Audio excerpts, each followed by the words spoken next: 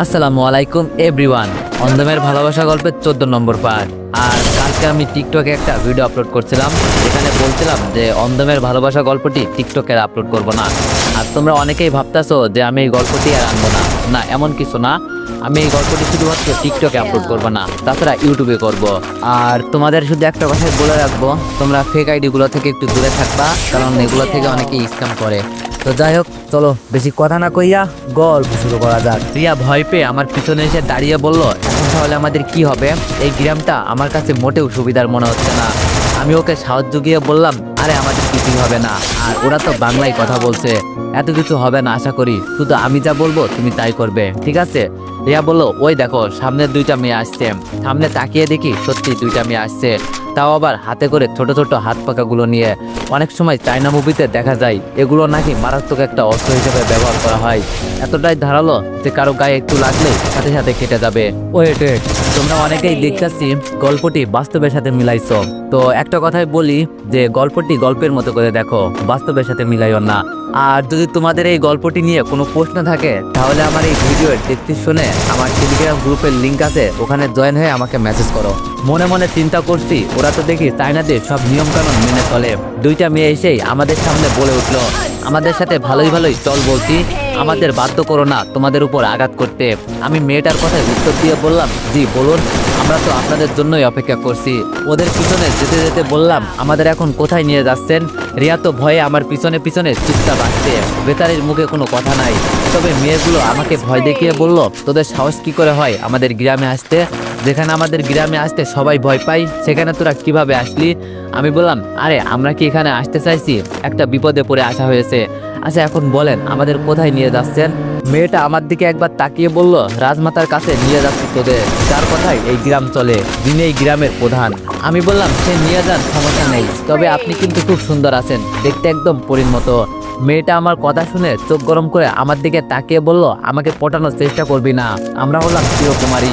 মনে মনে বললাম, মেয়েরাও কি আবার চিরকুমারী হয়? আমার তো বিশ্বাসই হচ্ছে না। গ্রামের অনেক মানুষ আমাদের দিকে তাকিয়ে আছে, মনে হচ্ছে জানো আমরা আজব গ্রহের প্রাণী। রিয়া আমার কানে কানে ফিসফিস করে বলল, এখন আমাদের কি হবে? আমার তো খুব ভয় করছে। আমিও মজা করে বললাম, কি আর হবে, ওরা হয়তো আমাদের মেরে ফেলবে, এটাই হবে। রিয়া আমার কান টেনে দিয়ে বলল, মজা করা হচ্ছে না আমার সাথে? আমি বললাম, বুঝতে পারছো যেহেতু তো আমাকে বলছো কেন? বলছি না চুপচাপ থাকো, আমি যা বলছি তাই শোনো, তাহলে তোমারও ভালো হবে, সাথে আমারও। আমাদের সাথে থাকা দ্বিতীয় মেয়েটা বলল, এত ফিসফিস করে কি কথা বলা হচ্ছে, চুপচাপ থাকতে পারিস না? ওরে, এই মেয়েটাও মুখে তো এতক্ষণ কোনো কথাই ছিল না, হঠাৎ করে কথা ফুটলো কিভাবে? আমি চুপ করে থাকতে না পেরে বললাম, আচ্ছা তোমরা এই গ্রামের কি হও? আর যেখানে ছেলেরা থাকার কথা সেখানে তোমরাই বা কি করছো? প্রথম মেয়েটা বলে উঠলো, আমরা এই গ্রামের রক্ষক, এই গ্রামের সব দায়িত্ব পালন করি আমরা, আর আমাদের গ্রামে বেশি ছেলে নাই, তাই মেয়েরাই সবকিছু দায়িত্ব পালন করে। আমি রিয়াকে আস্তে করে বলে উঠলাম, রিয়া একটা শ্বাস নিয়ে দেখবো, এখানে কিন্তু এত ছেলে নাই, তাইলে 3-4টা বিয়ে করতে পারবো, কি বলো তুমি? ওয়ানেক্স হচ্ছে সবচেয়ে বিশ্বস্ত বুক মেকার, যা পিএইচডি এবং সিরিয়া অ্যাপের অফিসিয়াল পার্টনার। এই অ্যাপসে আপনি cricket, football, tennis, live match দেখতে এবং তাদের স্কোর ভবিষ্যৎবাণী করে সহজেই অর্থ উপার্জন করতে পারবেন। সেই সাথে বিএমডব্লিউ গাড়ি, আইফোন, ল্যাপটপ এবং আরও অনেক নগদ পুরস্কার জেতারও সুযোগ রয়েছে। এই অ্যাপটিতে আপনি craft crystal, under and over 21 ইত্যাদি গেম খেলে সহজেই আয় করতে পারবেন। আপনি বিকাশ, নগদ, রকেট ব্যাংক, ক্রিপ্টো, পেপল এবং অন্যান্য সহজ পদ্ধতির মাধ্যমে সহজেই আপনার জেতা টাকা তুলতে পারবেন। এখানে আপনি 24 ঘন্টায় 7 দিন গ্রাহক সহায়তা পাবেন। তাই এখনই পিন কমেন্টে লিঙ্ক ব্যবহার করে রেজিস্ট্রেশন করুন, অথবা গুগলে ওয়ানেক্স সার্চ লিখে রেজিস্ট্রেশন করুন। আর হ্যাঁ, রেজিস্ট্রেশনের সময় আমার প্রোমো কোড VODO7 ব্যবহার করে প্রথমবার ডিপোজিটে 20,000 টাকা পর্যন্ত পান। রিয়া আমার পিঠে জোরে একটা ঘুষি দিয়ে বলল, মাথা থেকে এইসব আজে বাজে চিন্তা দূর কর, এখন এটা চিন্তা কর মৃত্যু থেকে কিভাবে বাঁচবো। আমি বললাম, এত চিন্তার কি আছে, ওদের রাজমাতাকে পটিয়ে ফেলবো, তাইলে সব সমস্যার সমাধান হয়ে যাবে। রিয়া বলল, তোরে যে এখন কি করতে মন চাইছে আমার, সবসময় খালি মজা করিস, কখনো একটু সিরিয়াস হবি না তুই? আমি রিয়ার কথা ছেড়ে সামনের মেয়েগুলোকে বললাম, আর কত দূর যেতে হবে আমাদের, পেটে এমনি কিছু নাই। দ্বিতীয় মেয়েটা বলে উঠল, এই তো চলে আসছি, রেডি হও তোমরা। মাথায় হাত দিয়ে চুলগুলো ঠিক করে মেয়েটার উদ্দেশ্য করে বললাম, আমাকে এখন ঠিক লাগছে না। মেয়েটা একটা হাসি দিয়ে বলল, নিজের মরণ নিজেই ডেকে আনছিস না? এটা বলেই মেয়েগুলো আমাকে রেখে ভিতরে চলে গেল। একটু পর একটা ছেলে এসে বলল, আপনাদের ভিতরে যেতে বলছে, চলেন আমার সাথে। যেই ভিতরে যাব, পাশ থেকে একটা মেয়ে একটু জোরেই বলে উঠলো, ওরা ভিতরে ঢুকছে রাজমাতা। ভিতরে গিয়ে দেখি পুরাতন যুগের রাজারা একত্রে বসে যেভাবে মিটিং সমালোচনা করতো, ঠিক ওরা ওইভাবে বসে আছে, তবে এখানে ময় মুরব্বী বেশি। উপরে একটা চেয়ার এখনো খালি আছে, এটা খুব হাইফাই চেয়ার দেখে মনে হচ্ছে, এটাতেই মনে হয় রানী বসবেন। একটু পর একটা ইয়াং মেয়ে, পুরোই আমাদের মতোই বয়স, দেখতে শুনতে ভালোই সুন্দর আছে, এই মেয়েটাই এসে রানীর জায়গায় বসলো। তবে আমি সবচেয়ে বেশি যেটাতে অবাক হয়েছি, এই মেয়ের কথাই নাকি এই গ্রামটা চলে। কিভাবে সম্ভব এত অল্প বয়সে এত কিছু দায়িত্ব পালন করতে? রানীর পাশে বসে থাকা একজন পণ্ডিত আমাদের দিকে তাকিয়ে বলল, দেখে তো মনে হচ্ছে না ওরা কোনো পর্যটক, তবে উল্টো পথ দিয়ে আমাদের গ্রামে এসেছে, তাও আবার মরুভূমি দিয়ে, কিভাবে সম্ভব? রানী আমাদের উদ্দেশ্য করে বলল, তোমরা এখানে কিভাবে আসলে আর কি বাঁচাও তোমরা আমাদের কাছে, সত্যি করে বলো। রিয়া তো ভয়ে কোনো কথাই বলছে না, আমার পিছনে আমার হাত ধরে চুপচাপ দাঁড়িয়ে আছে। তাই আমি বলে উঠলাম, দেখেন আমি সবসময় সত্যি কথা বলতে পছন্দ করি, তাই আপনাকে আমি কখনোই মিথ্যা কথা বলবো না। আসলে আমরা দুইজন ঝর্ণার পানি দেখতে পাহাড়ের কাছে গিয়েছিলাম, কিন্তু আমরা এতটাই কাছে চলে যাই, পা পিছলে রিয়া ঝর্ণার পানিতে পড়ে যায়। মানে রিয়াকে দেখিয়ে বললাম ওকে বাঁচাতে আমিও নিচে লাফ দিই, তারপর ভেসে ভেসে আবার আরেকটা পাহাড়ের কাছে চলে আসি, আর এসে দেখি আশেপাশে কোনো কিছুই নাই, চারিদিকে শুধু বালু আর বালু। তাই বাঁচার জন্য এই পথে রওনা দিই। আমরা জানতাম না এখানে একটা গ্রাম আছে। আমার কথা বাদ দেন, যদি মারতে চান আমাকে মেরে ফেলতে পারেন, তবে এই মেয়েটাকে মারবেন না, ও আমার সব কিছু, যা সত্যি ছিল আমি সব বলে দিয়েছি, বাকিটা আপনার সিদ্ধান্ত। তবে আমরা শুধু বাঁচতে এখানে আসছি, এর বেশি কিছু না। রাজমাতায় কি জানি একটা চিন্তা করে পণ্ডিতকে বলল, ওরা যা বলছে তা ঠিক আছে নাকি? দুইজন পণ্ডিত আমার কাছে এসে কিছুক্ষণ আমাদের দিকে তাকিয়ে থেকে বলল, জি রাজমাতা, ওরা যা বলছে তাই সত্যি, ওরা বিপদে পড়ে এখানে আসছে। রাজমাতা আমাদের উদ্দেশ্য করে বলল, মেয়েটা তোমার কি হয়? আমি কোনো কিছু চিন্তা না করে বললাম, জি ও আমার স্ত্রী হয়, আমার বেঁচে থাকার একমাত্র উৎস, এজন্যই তো ওকে বাঁচাতে আমি নিচে লাফ দিয়েছি। রিয়া তো আমার কথা শুনে মনে হয় আকাশ থেকে পড়লো, তবে ওকে আমি আগেই বুঝিয়ে এনেছি, আমি যা বলবো তাই যেন শোনে, এজন্য চুপচাপ আছে, নইলে এতক্ষণে আমার 12টা বাজিয়ে ছাড়তো। হঠাৎ করে পাশ থেকে এক মুরব্বী বলে উঠল, রাজমাতা ওদের কথায় বিশ্বাস করবেন না, আজকাল ছেলেমেয়েরা যখন ধরা পড়ে তখন একই কথা বলে, বিপদ থেকে বাঁচার জন্য। আমি মনে মনে চিন্তা করলাম, এই শালা তো আমাকে ফাঁসিয়ে দিবে, সবকিছুর মাঝে মনে হয় পানি দিয়ে দিল। আমি এবার তাড়াতাড়ি বলে উঠলাম, রাজমাতা আপনি বিশ্বাস করুন, অযথা কারোর জন্য নিজের জীবন দেওয়া কোনো দরকার আছে? পাহাড়ে এত উঁচু থেকে কেনই বা লাফ দিয়ে মরবো? এই কথা বলতে রানীর চোখে আমার চোখ পড়তেই উনি চোখ ছড়িয়ে নিয়ে বলল, ঠিক আছে ঠিক আছে, তোমার কথাই বিশ্বাস করলাম, তবে তোমাদের এখান থেকে চলে যেতে হবে। আমি বললাম, জি অবশ্যই চলে যাব, তবে আপনাদের গ্রামে যেহেতু আসছি 1-2 দিন একটু গ্রামটা ঘুরে দেখি, তারপর না হয় গেলাম। রিয়া আমার হাতে চিমটি দিয়ে বলল, কি বলছো এসব তুমি? ওদের বলো আমাদের শহরের রাস্তাটা দেখিয়ে দিতে, এখান থেকে যত তাড়াতাড়ি সম্ভব যেতে পারবো ততই আমাদের জন্য ভালো হবে। যেই আমি কিছু বলতে যাব তখনই রানী বলে উঠল, তোমার বউ কি বলে? আমি বললাম, জি ও নাকি আপনাদের অনেক ভয় পায়, তাই চলে যেতে বলছে। রানী চেয়ার ছেড়ে আমার কাছে আসতে আসতে বলল, আগে আমার বাবার কথাই এই গ্রাম চলতো, এখন উনি মারা গেছেন, তাই ওনার জায়গা আমার নিতে হয়েছে। এটা একটা ছোট্ট গ্রাম, এখানে মানুষগুলো খুবই ভালো, তুমি চাইলে বিশ্বাস করতে পারো। আমরা বাইরের লোকদের এর জন্য ভয় পাই, যদি কোনো ক্ষতি করে ফেলে আমাদের। রিয়াকে উদ্দেশ্য করে বলল, 1-2 দিন থাকো এখানে, দেখে যাও আমাদের গ্রামটা কেমন, পরে যদি ভয় লাগে আমাকে বলবে, কেমন? আর তোমরা মনে হয় শহরের ছেলে মেয়ে। রিয়া এবার ভয় কাটিয়ে আমার আগে বলে উঠলো, জি রাজমাতা আমরা শহরের ছেলে মেয়ে, তবে আপনাকে অনেক অনেক ধন্যবাদ আমাদের সাহায্য করার জন্য। রানী মিষ্টি একটা হাসি দিয়ে বলল, আমাকে রাজমাতা বলতে হবে না, এটা শুধু আমাদের গ্রামের মানুষ বলে, কারণ ওরা আমাকে অনেক সম্মান করে। তোমরা চাইলে আমার নাম ধরে ডাকতে পারো, আমার নাম তামান্না। আমি মাথা নিচু করে বললাম, আরে না, এটা কখনো হতে পারে না, আপনি এত বড় একজন সম্মানী মানুষ, আপনাকে কিভাবে নাম ধরে ডাকবো? তবে আপনি কিন্তু অনেক ভালো। রাজমাতা একটা হাসি দিয়ে বলল, তোমার বউ অনেক সুন্দর আছে, একদম পারফেক্ট জুটি তোমাদের। এটা বলতে রিয়া আমার দিকে তাকিয়ে দেখলো আমি কি বলি। আমি চোখে ইশারা করে বললাম, যা বলছি তাই করো, নইলে সব খেলা এখানেই খতম হয়ে যাবে। রিয়া আমার কথা মতো একটা মিথ্যা হাসি দিয়ে বলে উঠল, ধন্যবাদ আপনাকে আমাদের প্রশংসা করার জন্য। রানী কাকে জানি ডেকে বলে উঠলো, ওদের নিয়ে আগে খাইয়ে আনো, পরে ওদের রুমটা দেখিয়ে দাও, আজকে এমনি বেলা শেষ হয়ে গেছে, কালকে গ্রামটা ঘুরে দেখবে, কেমন?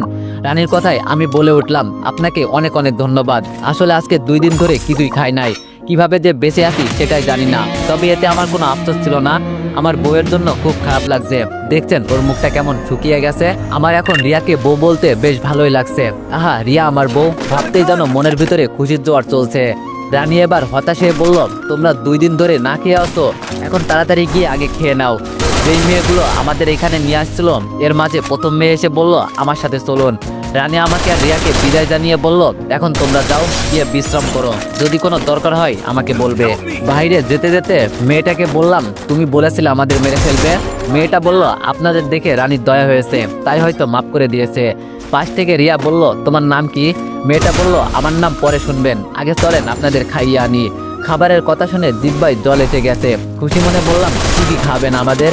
রিয়া আমাকে গুতা দিয়ে বলল, এইসব কথা কেন বলছো? লজ্জা করে না? ওরা যা খাবে আমাদের তাই তো আমাদের খেতে হবে। মেয়েটা আমাদের মধ্যে সমালোচনা দেখে বলল, আপনারা শহর এলাকার মানুষ, তাই শহরের খাবারই পাবেন এখানে, এত চিন্তা করতে হবে না। আমাদের নিয়ে একটা হোটেলে যাওয়া হলো।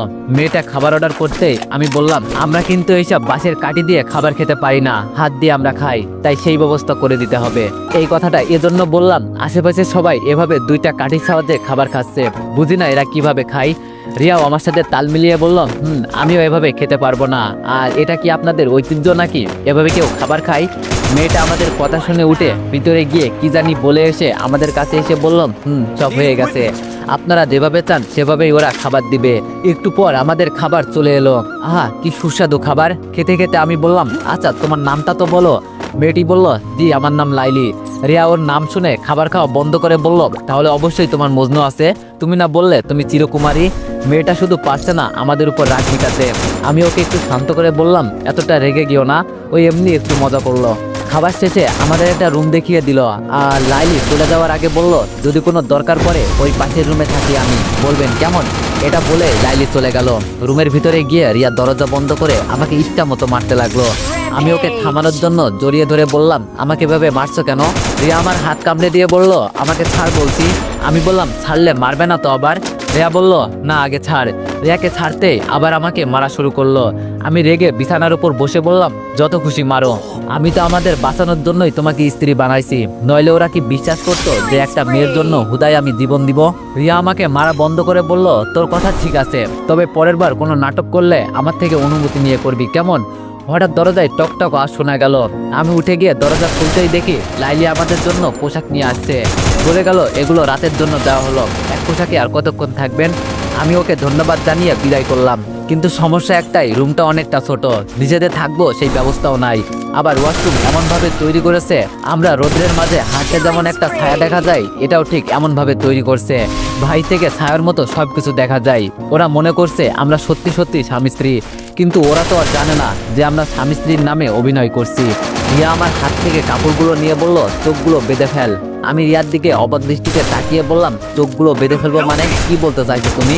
রিয়া বলল, কি বলতে চাইছি মানে? তুমি বোঝো না? ছোট বাচ্চা তুমি যে দুধু খাও, ওয়াশরুমের বাইরে থেকে সবকিছু দেখা যায়, তুমি দেখো না?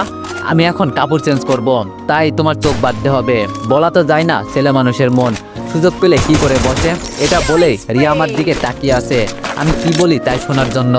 আমি তো ওর কথা শুনে দাঁড়িয়ে গেলাম, ওর দিকে আঙুল তুলে বললাম, আমাকে বিশ্বাস করো না তুমি? তাই তো, কি বললে? ছেলে মানুষের মন বলা তো যায় না, কখন কি করে বসে। তাহলে থাকো তুমি, আমি আমার পথ দেখে চলে যাচ্ছি।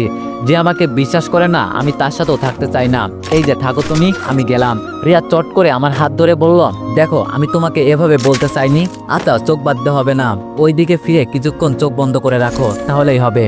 আমি বললাম, এটা বলো, আমি যেখানে তোমার সাথে এক রাত ছিলাম তাও আবার এত কাছে, তখন কি আমার ভিতরে কোনো খারাপ উদ্দেশ্য ছিল? তুমিই বলো। সত্যি রিয়ার কথা শুনে আমার মন খারাপ হয়ে গেল, এর জন্য এটা বললাম।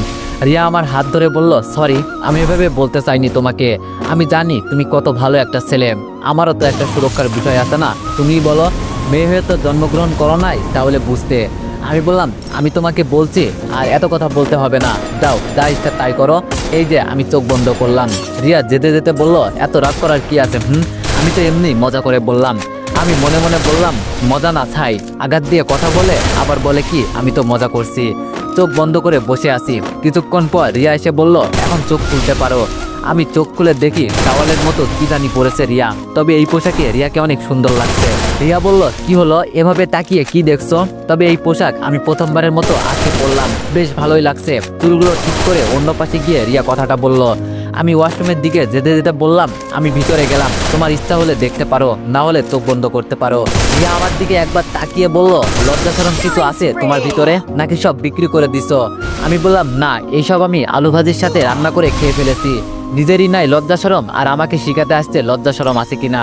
রিয়া গাল লাল করে বলল, শুধু একবার ওখান থেকে বের হয়ে আয়, দেখ আমি তোর কি অবস্থা করি।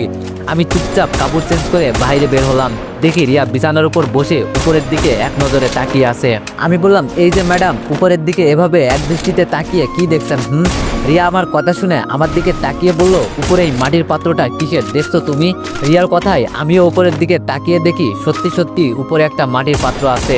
এটা দেখে আমি রিয়াকে বললাম, কে কি রেখে গেছে সেটা আমাদের দেখে লাভ আছে, এমনি অনেক রাত হয়ে গেছে, এখন ঘুমাতে হবে। রিয়া আমার কথায় পাত্তা না দিয়ে বলল, এটা কি আমি দেখেই ছাড়বো? আমি বললাম, ওরা যে আমাদের এখানে থাকতে দিয়েছে এটাই তো অনেক বেশি, এখানে কোনো গন্ডগোল করে আমাদের লাভ আছে, তাই বলছি এত কিছু দেখার আমাদের দরকার নেই। রিয়ার কাছে বসে বললাম। কিন্তু রিয়া মুহূর্তের মাঝেই বিছানার উপর দাঁড়িয়ে বলল, এই জিনিসটা কি, এভাবে কেনই বা এখানে রেখে গেল? এটা তো আমি দেখেই ছাড়বো, এর ভিতরে কি আছে। এটা বলে রিয়া মাটির পাত্রের মাঝে হাত দিয়ে বলল, এটা তো অনেক ভারী, আমাকে সাহায্য কর। আমি বললাম, আমি পারবো না, তোমার ইচ্ছা হয়েছে তুমি দেখো, আমি না এসবের মাঝে। রিয়া রেগে আমার কাছে এসে বলল, তুই পারবি না মানে? তোর বাপ দাদা চোদ্দ গোষ্ঠী সহ পারবে, নইলে তো জানিস কি করবো। মনে মনে বললাম, এই মেয়ে যে আমাকে কি পেয়েছে কে জানে। তবে ভালোবাসার মানুষ কোনো আবদার করলে সেটা কি আর ফিরিয়ে দেওয়া যায় বলেন? কি আর করব, শেষমেশ রিয়াকে সাহায্য করলাম। তবে অদ্ভুত বিষয় হলো, এটা দেখতে একদম কলসের মতো, কিন্তু সেটা মাটির। তবে উপরে মুখের দিকে ভালো করে কাগজ দিয়ে পেঁচানো আছে। রিয়া আস্তে আস্তে সেগুলো খুলতে লাগলো। আমি ওর হাত ধরে বললাম, রিয়া আমরা এইসব কি করছি, একবার চিন্তা করে দেখো, যদি এতে কারোর কোনো অসুবিধা হয়। রিয়া আমার হাত ঝাঁকি দিয়ে ফেলে দিয়ে বলল, কি হয় না হয় সেটা পরে দেখবো, এটার ভিতরে কি আছে সেটা আমি না দেখে ছাড়বো না। আমার কেমন জানি একটা আগ্রহ জেগে গেছে এটা দেখার। আমি আর কি করব, দুই গালে হাত দিয়ে পা ভেঙে বসে বসে তাকিয়ে তাকিয়ে দেখছি রিয়া কি করে। সম্পূর্ণ কাগজটা খোলার পর আমি আর রিয়া দুজনেই অবাক হয়ে গেছি। এটার ভিতরে এক ধরনের পানি আছে, তবে সেটা একদম লাল টুকটুকে। আমি এটা দেখেই বুঝে গেছি এটা দেখি। রিয়া যদি এই নেশা জাতীয় পানি একবার খায় তাহলে আজকে ও তো শেষ হবেই, সাথে আমিও। রিয়া মাটির পাত্র থেকে হাত দিয়ে একটু পানি চেকে বলল, ইয়াহু, আমি পেয়ে গেছি, এত সুস্বাদু পানি আমি জীবনও খাই নাই। এই মাটির কলসের সাথে লাগানো ছিল ছোট্ট একটা গ্লাস, এটার মাঝে রিয়া পানি ঢালতে লাগলো। আমি ওর হাত ধরে থামিয়ে বললাম, রিয়া এটা একদম ভুলেও করবে না, হতেও তো পারে এটা এক ধরনের বিষ, এটা যে নেশা জাতীয় পানি বললাম না, নইলে রিয়া বলতো তাহলে তো আমার জন্য অনেক ভালোই হয়েছে। বিষ বললাম এই কারণে যেন ও সহজে বিশ্বাস করে নাই। কিন্তু রিয়া আমাকে অবাক করে বলল, আমাকে আর বোকা বানানো লাগবে না, আমি সবকিছু বুঝি, এটা একটা সুস্বাদু পানি যা ওরা এখানে লুকিয়ে রাখছে। ভাব একবার আমার কি কপাল, আমি সেটাকেই দেখে ফেলেছি এবং এখানেই খাবো। এটা বলেই রিয়া গ্লাস ঠোঁটের কাছে নিয়ে ঢকঢক করে খেতে লাগলো। আমি মনে মনে ভয় পেতে লাগলাম, না জানি আজকে আমার কি অবস্থা হয়। ভয়ে ভয়ে ওর দিকে তাকিয়ে বললাম, খেলেই যখন তাহলে অল্প করে খাও, বেশি খাওয়া কিন্তু শরীরের জন্য ভালো হবে না। রিয়া আমার সামনে এক গ্লাস ধরে বলল, খাবে তুমি? আমি মুখ ফিরিয়ে নিয়ে বললাম, না তুমি খাও, তবে আজকে যে তুমি মরবে এটা আমি শিওর। রিয়া বলল, আরে মরলে মরবো, তাই বলে এইরকম জিনিস হাতছাড়া করব? রিয়া খেতে খেতে প্রায় অনেকটাই খেয়ে বলল, এখন হয়েছে, আর খাবো না। আমি ওর দিকে চোখ বড় বড় করে তাকিয়ে আসি আর মনে মনে চিন্তা করছি, রিয়া এতটা পরিমাণে খেয়েছে এই পানি, এরপরও এই মেয়ের কিছু হলো না, বিষয়টা কি? হাত দিয়ে আমি একটু সেকে থুতু দিয়ে ফেলে দিলাম। এটা তো এক নম্বর, ওই যেন কি বলে মনে পড়ছে না, তবে এটা খেয়ে যে মারাত্মক নেশা হবে এটা আমি শিওর। আবার আগের মতো সুন্দর করে কাগজ দিয়ে পাত্রটা মুড়িয়ে আগের জায়গায় রেখে দিলাম। তবে বিছানার উপর রিয়া ঝিমটি মেরে বসে আছে, কোনো কথা বলছে না, একদম চুপচাপ। আমি ওর দিকে তাকিয়ে দেখলাম রিয়ার মুখটা কেমন জানি লাল হয়ে গেছে। মনে মনে বললাম, আজকে কাজ হয়েছে, এখান থেকে কি চলে যাব নাকি থাকবো? যখন এই পানি ওর ভিতরে গিয়ে কাজ করবে না, তখন সবকিছু উল্টাপাল্টা করে ফেলবে। আমার মনের ভিতরে ভয় হতে লাগলো, তবে একা রেখেও তো যেতে পারছি না। যত যাই হোক, ওকে আমি ভালোবাসি, তাই এখন ওকে খেয়াল রাখা আমার কর্তব্য। আমি রিয়ার গায়ে হাত দিয়ে বললাম, রিয়া তোমার কি হয়েছে, কথা বলো না কেন? হাত ঝাঁকি দিয়ে বললাম, এই রিয়া কথা বলো না কেন তুমি? প্রায় আধা ঘন্টা পর রিয়া আমার দিকে তাকিয়ে একটা হাসি দিল। আমি ওর হাসির দিকে এক দৃষ্টিতে তাকিয়ে আসি। কি সুন্দর হাসি, দেখলেই যেন মন প্রাণ জুড়িয়ে যায়।